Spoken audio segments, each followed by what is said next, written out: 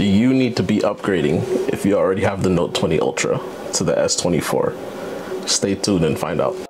There's always new hype when a new phone comes around, Samsung, Apple, Google, whatever it is, for people to go and rush and, you know, go buy it, even if you've had a phone that you've only had for a year or maybe 2 years or whatever the case is. It's probably going to be the same case with the S24. There's been a lot of hype surrounding it, a lot of new features. So I'm just going to go through today and look to see if any of those new features are worth it if you already have a Note 20 Ultra or even an S23 Ultra or S23. So let's take a look here. So the first thing a lot of people look at is the processor, you know, whether it's a new generation processor or a completely different one from the previous models. You know, what's the power outage that you get from it? What's the efficiency that you get from it? Like, does it save your battery? Does it do anything specific? Does it make the phone any better? If you look at the Note 20 Ultra compared to the S24 Ultra, still the same, not still the same Snapdragon, but they're still using Snapdragon. The Note 20 Ultra had an 865 Snapdragon, and the 24 Ultra has a second gen Snapdragon 8. So if we look at the comparisons for the 865 Snapdragon and the Snapdragon 8 Gen 3, you'll see that the CPU performance obviously is going to get better with any new chipset. Gaming performance, looks like it's better by it doubles in efficiency. Battery life is more or less the same, not too much, but I guess it all depends on the type of user that you are. If you're even using, you know, battery intensive apps like gaming, or I don't know, you could be 8K recording or doing 4K recording all the time, so that could make a difference to how much battery that you actually have. The overall score of the Snapdragon 8 Gen 3 though, 98 to 57, that's a big jump if you're looking at overall.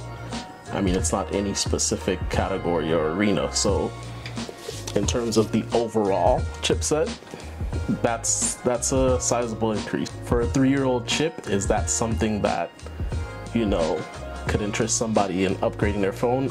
I don't know. Double the efficiency in 3 years. Some people maybe it does, some people maybe it doesn't. No, it all depends again on the person, the type of user that you are. Look at some of the key differences. Perform 3.9 times better in floating point computations. Has 8 megabytes larger L3 cache size than the Snapdragon. Shows significantly better Antutu score. We'll look at that later. Has a smaller size transistor, so that's going to help the phone with overheating if you're doing the gaming apps, or if you're doing the 8K recording or anything that's, you know, takes a lot of power from the processor. That smaller chipset is going to be, well, the newer chipset is going to be more efficient and it's smaller, so it'll be a lot less heat when you're holding the phone. Like, you're not going to feel the phone get hot as fast. Yeah, like I was saying, announced 3 years, almost 4 years. Announced 3 years and 11 months later. Higher GPU frequency by 31%. But yeah, any regular person looking at these things, they'll be, you know, a lot of people don't even know what any of this stuff means. So, it's hard for you to quantify what these scores really mean, because truthfully speaking, a lot of the times when you're using your phone, like depending on the operating system, you're not really going to notice the difference. My last Samsung phone was the Note 20 Ultra, so that's why I wanted to even do this comparison, because for a time I was a two-phone person. I had an Apple device and I had a Samsung device, and my Samsung was the Note 20 Ultra, so I never really saw the use for upgrading it. I got my first Apple device in 2023, or sorry, my first iPhone in 2023, or sorry, 2022. I had the iPhone 12 or 13, and I got the 14 Pro Max before the 15 came out last year. So yeah, I was using both phones at a time, and I would see the new Samsung phones come out, and I would always wonder, like, hey, is it time for me to upgrade? Because I had that phone for a minute, and I would look at the new phones that would come out, and based off of what I was doing with my phones at the time, it was just always why even spend the money type of thing. Like, I'm not seeing much of a difference in terms of the phone. Yeah, you're gonna see the new scores that they put out every year, and it's gonna be different, but it's like, you know, is it really gonna make that much of a difference? Like the Note 20 Ultra that I had at the time, it was powerful enough, and I only got rid of it last year. So again, I had it for two almost 3 years, and it was still running well. So being that it's what, 7 months since I've had the phone, like, is there a real new difference in these phones that's gonna make somebody that was in my situation or a similar situation go purchase a new phone? If you look at this here, there's this exact comparison between the two. So phone size, screen size, or sorry, phone size in general is a bit bigger on the Note 20 Ultra, not that much. The pixels per square inch is not that much different, so the screen is about the same in terms of, I guess, resolution. It might be a little bit better, might be a bit brighter from what I'm seeing, but for me it's seeming about the same. Refresh rate is the same. What I do know is the S24 Ultra has a variable refresh rate, so for those of you that have the Note 20 Ultra, you'll note that you used to have to put it at either 60 or 120 and leave it there. So with the newer phones, with the 120 Hertz, it's a variable frame rate, so to where it's like the phone itself will adjust the frame rate depending on what you're doing. So I guess like if you're doing gaming or something, the phone can kind of sense it and, you know, I guess go up to that 120. And if you're doing something less intensive, then it could go, you know, lower. I've heard it goes as low as like 1 Hertz. So that would be a cool thing in terms of battery, because when I did leave it on the 120 Hertz all the time, like my battery did go kind of fast. So if the phone is able to kind of like adjust the screen or the screen frame rate and kind of like decide, you know, based on what you're doing, what the frame rate should be, then that will help you in terms of like saving battery. And you know, you could probably go up to a full days. I saw a report or a video that said a person went 2 days without charging the phone. So I mean, I don't think I ever went 1 full day without charging my phone, so that would be a good thing for certain users. Scratch resistant, so Note 20 Ultra Corning Gorilla Glass Victus versus Corning Gorilla Glass Armor. The difference. So every year these phone companies put out a new phone.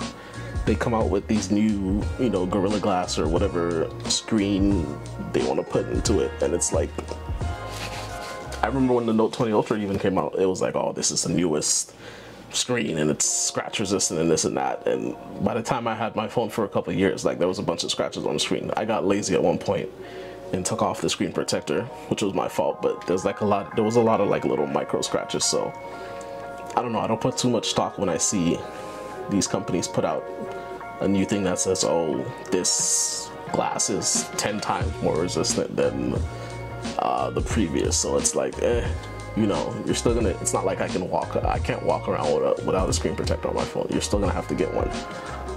And I heard too that the S20 Ultra, well, the S24 Ultra has a flat screen, so it probably is gonna make it a bit easier now to find screen protector, since the years before when it had the curved edges, it was always kind of tough for you to even find cases, let alone screen protectors that fit, you know, or were cheap. Like I'd have to always buy $30 screen protectors, you know, from wherever, just so I can make sure my phone was protected, you know, from scratches and stuff. So I'm hoping that them making it a flat screen is going to make it a bit more accessible in terms of screen protectors and cases, because there's not a lot of choice when it comes to that.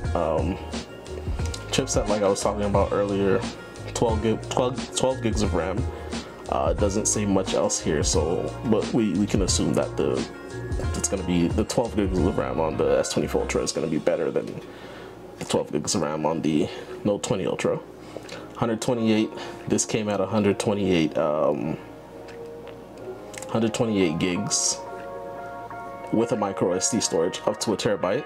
This is only it comes with 256, and I guess you could probably go higher. Some people are gonna, you know, miss that, because it's like, some people sometimes when you would look at the phones and you would get like the smallest in terms of like internal storage, you'd get that because you know that you could expand it up to 1 terabyte, which is something I did. I had a 512 gig, I think, SD card in my phone when I had my 128 gig Note 20 Ultra. So for some people, I don't know, I feel like Samsung's going away from certain things that people are used to. Maybe following in the direction of Apple. Maybe other phone companies are doing it too, but I don't pay attention to, I guess, all the other companies just to see what they're doing. But I feel like back in the days when, even though a lot of people probably don't even use the 3.5mm jacks or things like that, I feel like back in the days when they would have those things or those extra features that iPhone didn't have, it was just like an extra thing for Samsung users. But now that they're taking them away, it's like, what's really gonna keep people from, what's really gonna make people want to upgrade their phones if me upgrading means I'm losing something? Yeah, I'm gaining other things, but I'm technically losing, you know, storage. And 256 might seem like a lot at first, but you start taking pictures and doing a bunch of stuff, it's gonna go away really fast. So that's something to think about. Android 12 or 13. I'm sure they'll get Android 14. I'm not 100% sure. I don't know where they have the Note 20 in terms of like updates and stuff now, but obviously a new phone's gonna come with Android 14, so we'll see if they get an update for it. Bigger battery in the S24, 4500 milliamp in the Note 20, so a bit more battery, and I guess coupled with all the new processors and stuff, that might actually help the phone. That will actually help the phone conserve battery when it comes to like daily use and stuff, because it's going to be more efficient, but the battery's going to be bigger. Same charging capabilities. I'm assuming this is the same because I do remember having a 45-watt charger. The camera, so that's one thing that they said that they upgraded with a new camera now. So instead of 3 cameras, it's 4 cameras. So the Note 20 Ultra was 108 megapixel, and the new camera, which they've added on the S24, is a 200 megapixel. Sorry, yeah, is a 200 megapixel. I think the previous S23 probably had the same camera, or similar camera, but yeah. So we're going from 108 to 200 megapixels. In phones, I don't see, I have a video I'm going to show later, but I don't see much of a difference in terms of megapixels when it comes to cameras. Like, if I have a camera that I know is 50 megapixels, I know my images are going to be a bit sharper than a camera that has, I don't know, say 19 or 20 or whatever. So I don't know, it's really hard to decipher when it comes to phones because I'm into photography, so it's like I've taken pictures with cameras that have smaller sensors or less megapixels. I guess it all depends on the sensor too, but I've taken pictures with cameras that had less megapixels, and it's like when you look at that number, most people are thinking, oh, 200 megapixels, that means a better camera. Not necessarily. That's the main camera though. The second camera is a 12 megapixel on the Note 20, and then you got a 50 on the S24, so that's a big upgrade. The third camera is a 12 megapixel ultra wide, and you got a 10 megapixel telephoto. I'm hearing that this one is a bit better though.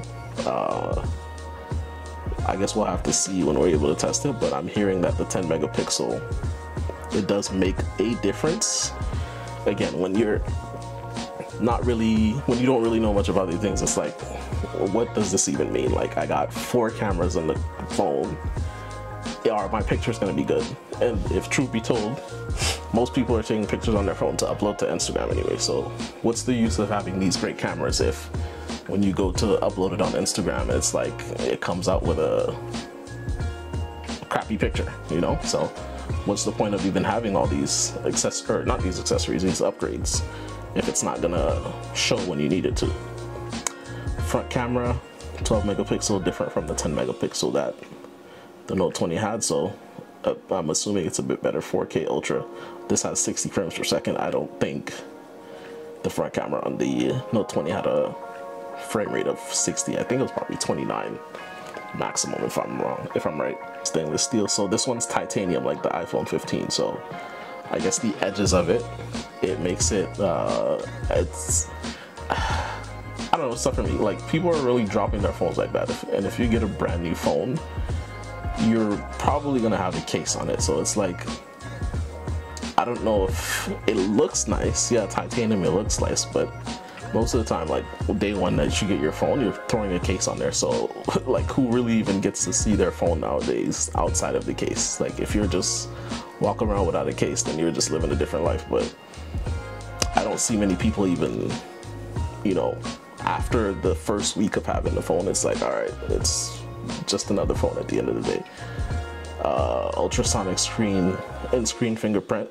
I don't know if they changed that or if it's the same, but I do remember having the screen fingerprinting on my Note 20 Ultra, and it was pretty good. I do prefer the face unlock. I don't know how accurate it is, but it's been pretty accurate for me. But so I do prefer the face unlock as opposed to the screen fingerprint.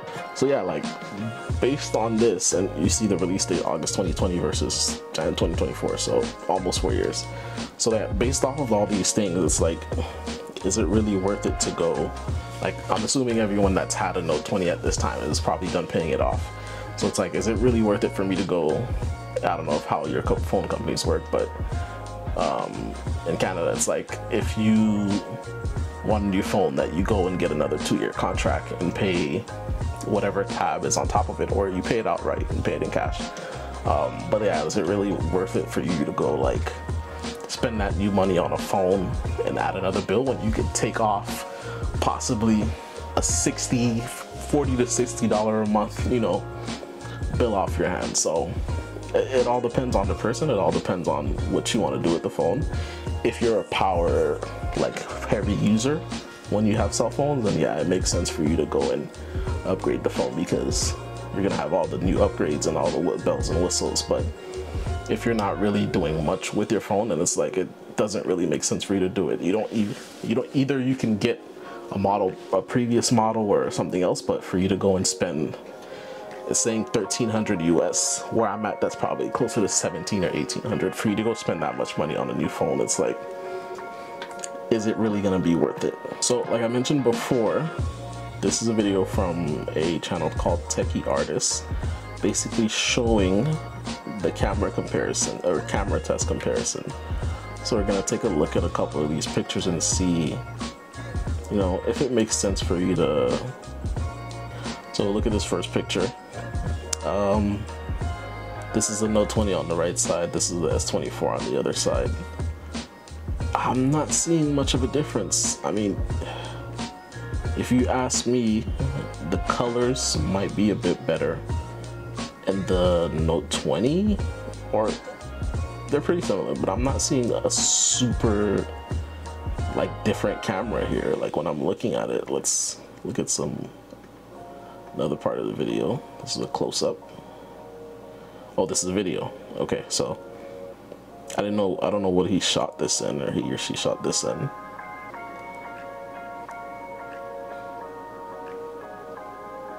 Yeah, I'm not seeing a huge difference. This is a video here. In terms of recording, yeah, this looks better.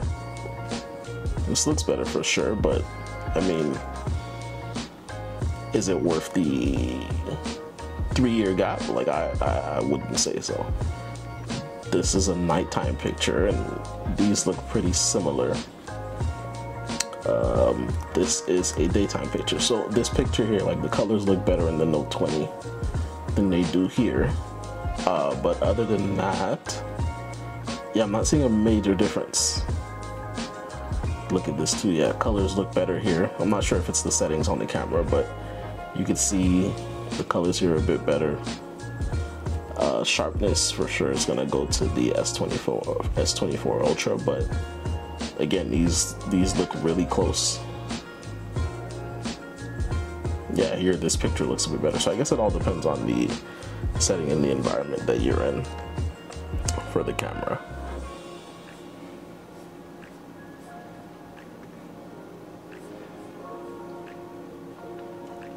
So the last thing I wanted to look at was the Samsung Galaxy AI.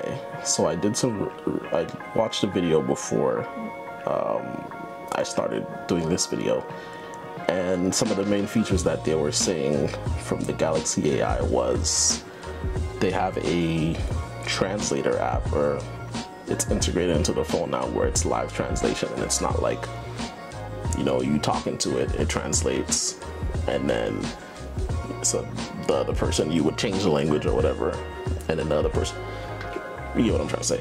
But yeah, it's live translation, so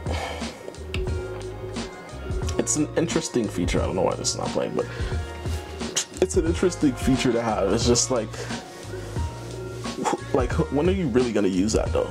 Like, and I'm sure there's a lot of phone companies, like Google's had Translate for years now, so I mean, I don't see why an update couldn't just be made to where it's like Google allows you to do live translation with its app. So when are you really gonna use, you know, is that a feature that you're really gonna go get the phone to use? Unless you're someone that travels the world heavy, like often, then I could see you know, getting the phone just for that feature. But it's like, for that feature alone, or for the other things that I've mentioned, like, I don't know if this is gonna be something that makes someone run and goes to get this phone. The circle to search, it has that. I'm guessing Google phones will have that. Google phones will have that because it's saying circle to search with Google. But yeah, circle to search is basically something to where you can hold the home screen or the home button or the screen, and it'll kind of like freeze the screen, and you can circle something on the screen and then it'll search it, which is basically like Google search. I don't know if you're familiar with Google search with Lens, or I don't know what it's called exactly, but it's pretty much the same thing, to where it's like, it's a new way for you to go and search something online. But it's like, you know, I can just as easily screenshot it and, you know, figure out on the screen exactly what I'm trying to search, and then it would go that way. So me circling it on the screen with my finger, like, is it really gonna make a difference to me getting the result that I want? The last thing that it mentioned was the Galaxy AI, its ability to, like, I guess, edit your pictures. But it's like, with that too, a lot of the examples that they're showing, these are pictures of, they showed a video of this lady in a museum taking a picture of a statue, and it's like, in scenarios where you're not in a museum taking pictures of a statue, like, is the Galaxy AI really gonna make, you know, make your picture that much better? And the points that it does make it that much better, like, is it gonna make it to where it's like the picture seems fake almost? So I'd have to see some more examples on that for me to be like, yeah, this is a feature I would, you know, get this phone for. So yeah, I'd have to see some more examples of it to see if this is a feature that I would get the phone for. So I don't know, man. Overall, I'm looking at all these articles and videos and stuff, and it's like, is this really a phone that you need to get if you're a regular user that doesn't really use your phone for, you know, much other than calling, texting, taking the picture every now and then, and just surfing the web and stuff like that? So if you're a power heavy user, then yes, go and get this phone. Like, if, you know, you have the cash, go and buy it outright. If you're on a contract or whatever, see if you can upgrade it. And yeah, I would, in that scenario, I would go get it. But if you're like most people are, or most people are, and they're just like regular phone users, I would even, you know, consider not upgrading the phone. I would consider not upgrading the phone. If you wanted to upgrade a phone and just get a newer phone, I would even go for maybe the model before it, which was the S23 Ultra. I don't think there's going to be much differences between the S23 and the S24. There might be some, but I don't think it's, the difference between those two phones will be smaller than the difference between the Note 20 and the S23. So, you know, you can get a cheaper phone technically that's almost the same as the S24 Ultra. So I would even consider that if I was someone in that scenario. But for me, do I see myself going to get the S24 knowing that I had the Note 20 just 7 or 8 months ago? I don't know. I don't see myself doing it. Maybe more stuff is going to come out saying how, you know, all these features will help in comparison to older models or older phones. Maybe it'll entice me to go get it, but for me right now, it's like, I don't know, it's not worth it in my opinion. So there's my answer. Should you go get the S24 Ultra if you have the Note 20? Maybe, maybe not. Would I do it? Probably not. I'd have to wait to see more tests and more things come out before I make that decision. But let me know what you guys think. You know, maybe you're that person that ends up going to get it. And if you do, all the power to you. I'm sure you'll enjoy it.